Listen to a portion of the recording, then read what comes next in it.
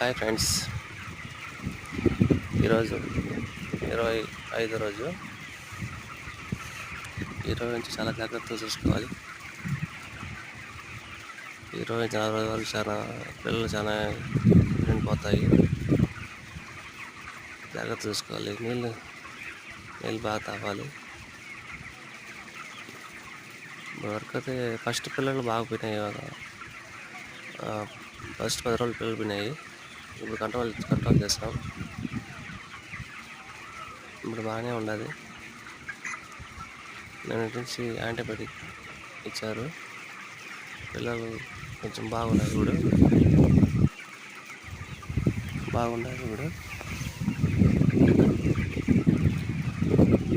మధ్య మధ్యలో నీళ్ళు తాపుతూ ఉంటే మా పిల్ల ఆరోగ్యంగా ఉంటుంది. మెయిన్ నీళ్ళు బాగా తాగాలి. పిల్లలు